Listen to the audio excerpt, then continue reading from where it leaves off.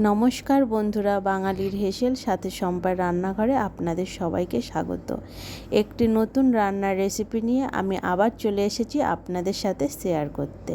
আজ আমি রান্না করব কচুরলতি ভাজা, যার জন্য আমি নিয়েছি চিংড়ি মাছ, সর্ষে বাটা, শুকনো লঙ্কা আর একটা হাফ নারকেল ছাড়িয়ে নিয়েছি।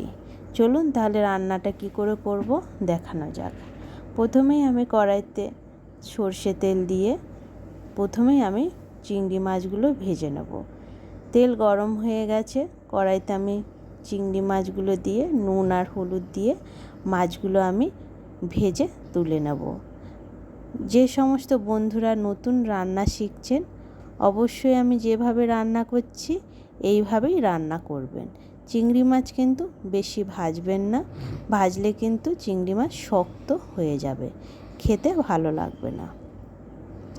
চিংড়ি মাছগুলো আমি তুলে নিয়ে ওই তেলে আমি আর একটু তেল অ্যাড করব।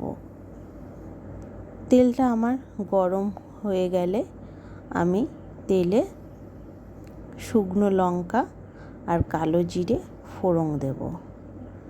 দিয়ে আমি লঙ্কা আর জিরেটাকে ভালোভাবে নেড়ে চেড়ে ভেজে নেব।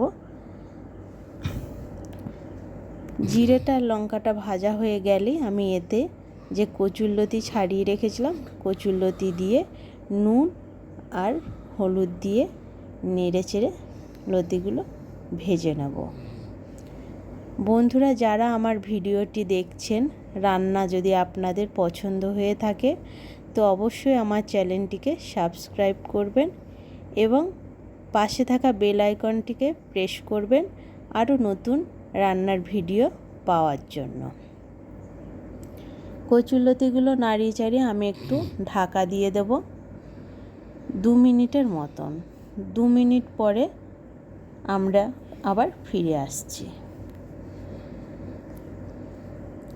বন্ধুরা, এই রান্নাটাও কিন্তু আমি আমার শাশুড়ি মার কাছ থেকেই শিখেছি।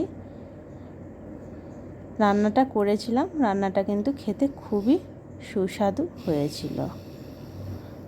আমরা কচুরলতি চিংড়ি মাছ দিয়ে, পেঁয়াজ রসুন দিয়ে নানানভাবে করে থাকি।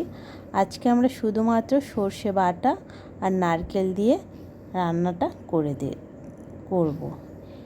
দেখুন আমার কচুরলতিগুলো ভাজা হয়ে এসছে।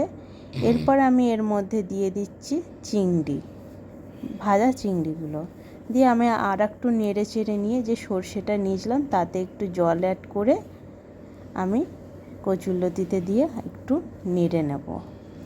বন্ধুরা, সর্ষেটা একটু সামান্য কমই দেবেন, বেশি দেবেন না। এরপরে যে নারকেলটা আমি কুড়িয়ে নিয়েছিলাম সেই নারকেলটাও আমি দিচ্ছি আর একটু সামান্য জল দিয়ে আমরা কচুরলতিটাকে ভালো করে নেড়ে চেড়ে নিয়ে একটুখানির জন্য ঢাকা দিয়ে রাখবো এবং গ্যাসের ফ্লেমটা আস্তে করে দেবো।